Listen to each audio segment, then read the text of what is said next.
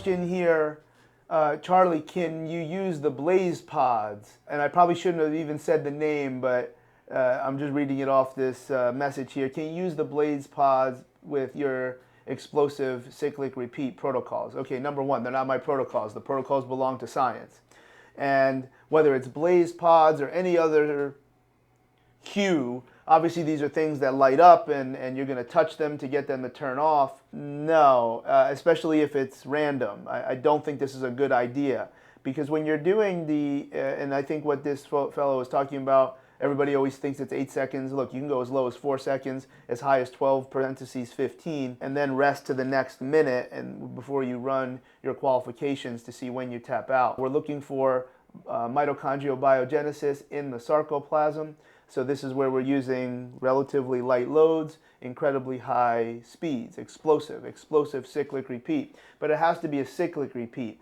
Even the short period of time to stop and touch one of these devices where the color lights up, it negates the value of this. The only time there's any exercise that makes any sense where you are having some type of rest or reversal of movement is the kettlebell swing, where you enjoy the float at the top, and at the hike there is a split second, and that's why you would get up into those longer time frames.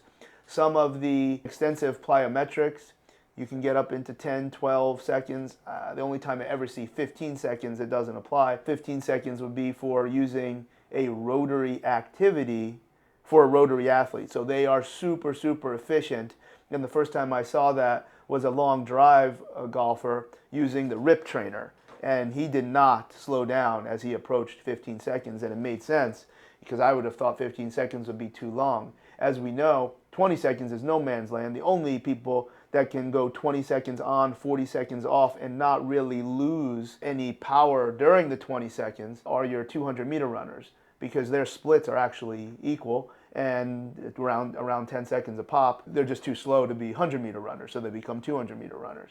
But outside of that, going over 12 seconds, you would not get enough repetitions if you were stopping or didn't even know which light was going to turn on. And this trainer who's asking me this question, competent trainer, I've known him a long time. I'm like, do you even have one of these? Like, what do you, because it's not a product that I think has a lot of value. And he's like, no, the client has it and he knows he's going to use it. And then I said, listen, just have him go as fast as he can. Don't worry about the protocol. Is that super efficient? No, it's not as, tip of the spear precise as what we would do in the explosive cyclic repeat protocols from EPP.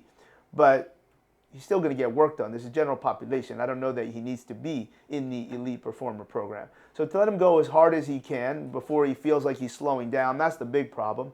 And then rest a long time. Even if he rested on the 2 minutes, I don't think that's ridiculous, depending on the intensity of what he's doing. But you can't stop to decide where to go and then do something. That's not going to maintain the consistency of the stimulus for mitochondrial biogenesis. We need to be cyclic. We need to be over and over and over again. Cyclic would also mean why we shouldn't be using certain lifts. If you count kettlebell swing as a lift, fine, that one's allowed, because it's cyclic. You don't have this hard stop and reset as it relates to the activity. So no, using some type of cue to touch and guide your movement in this unknown direction.